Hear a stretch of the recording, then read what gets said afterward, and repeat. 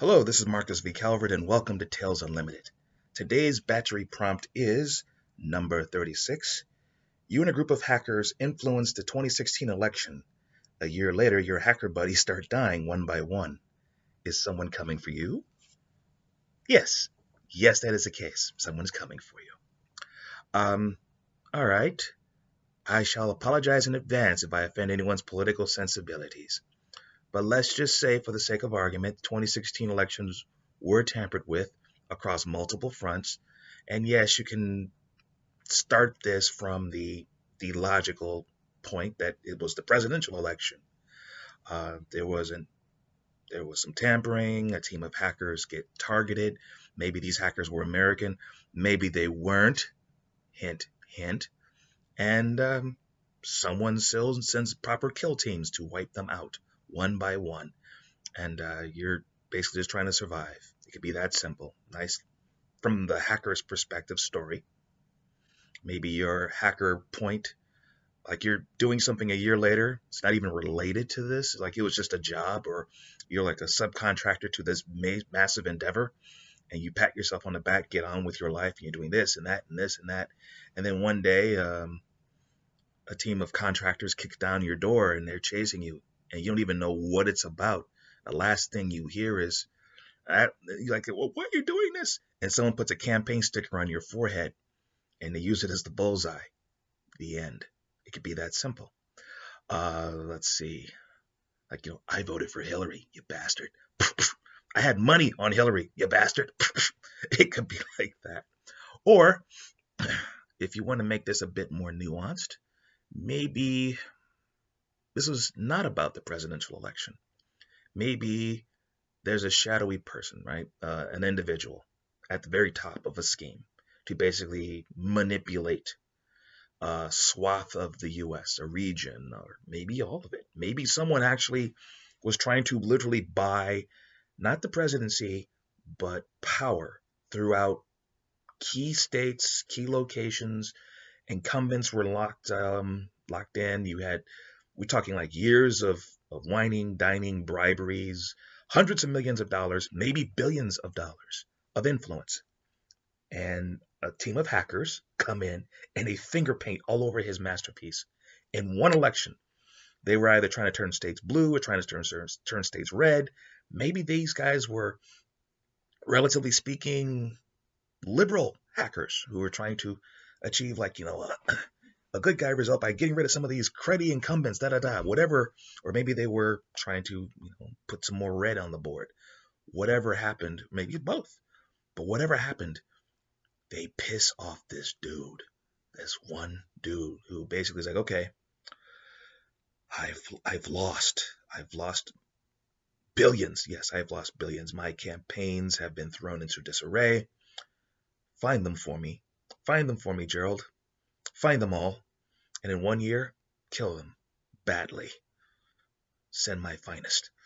And he basically just sips a glass of wine and goes on with the next. He's like, oh, on to the next thing. So a year later, you guys start dying off one by one, and word leaks to you, and you're like, oh, and you decided to maybe take a little holiday in Panama, and before you can leave, a freelancer comes for you, and you get lucky and get the drop on her, and you put her own gun to her face and go, okay, who's trying to kill us? And it's like, I don't know. The money's good though, I'll tell you that. But tell you what, let me live, I'll owe you one. And she gives you what little she knows, and you have her handcuffed for a huge chunk of this conversation, or somehow secured. But basically, you call in the other hackers and you meet in the flesh. And maybe it's a case of keep away from the bullets as you're trying to figure out who this person is, and maybe you can bring him down in some clever way. Or, well, here's a different one. You make contact as the killers are zeroing in on you, as you're maybe losing more and more of your people. It's like, okay, wait. How can we make this up to you? And the hitters pause. It's like they're told to like stand down for a second. Make it up to me? Huh. Well, you do have talent, I'll give you that. Very well. Here's what I want you to do. And he gives you a hack That is insane, blatantly illegal. But if you pull it off, you'd be legends. That's the appeal. And he says all is forgiven if you pull this off. Of course, is he lying?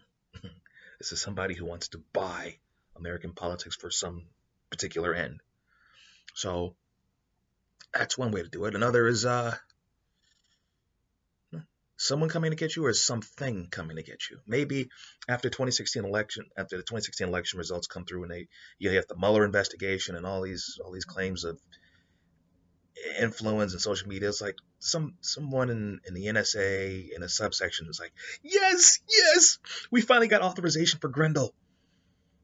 Key people only, though. That's the downside. We get to test Grendel, yes. And they press a button and unleash an assassin program, an AI. It targets hackers and it kills them indirectly. It may cause a gas explosion. It may screw with your prescriptions so that you get the wrong bottle and you don't notice because the pills look almost exactly the same and you pop the wrong pill and then this thing kills you.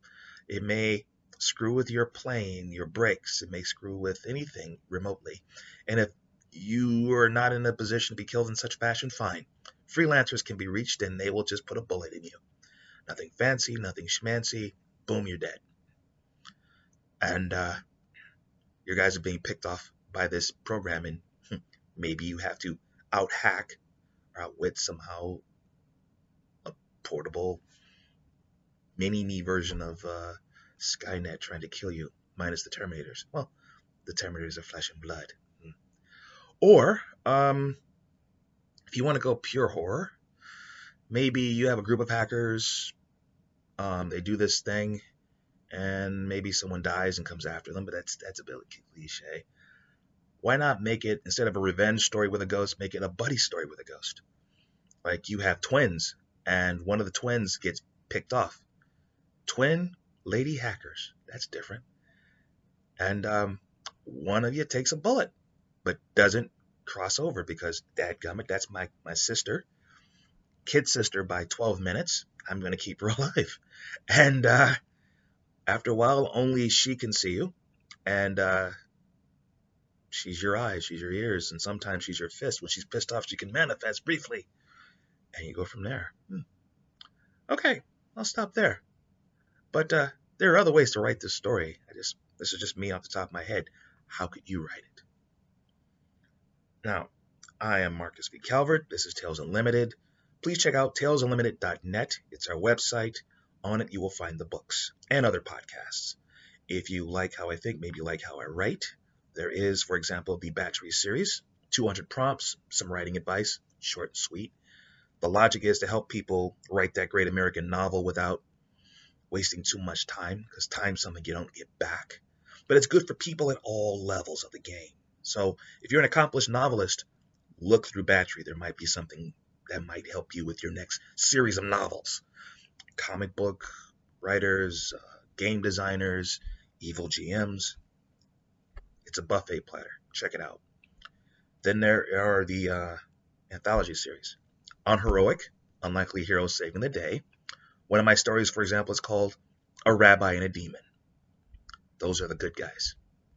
And they're trying to stop a massacre at an orphanage. I'll stop there.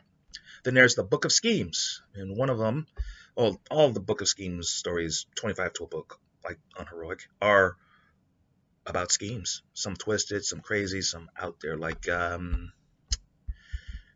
what if a superhero, modern day, survives for centuries and he becomes a bounty hunter who calls himself, like, I think I called him Scalpel or something like that.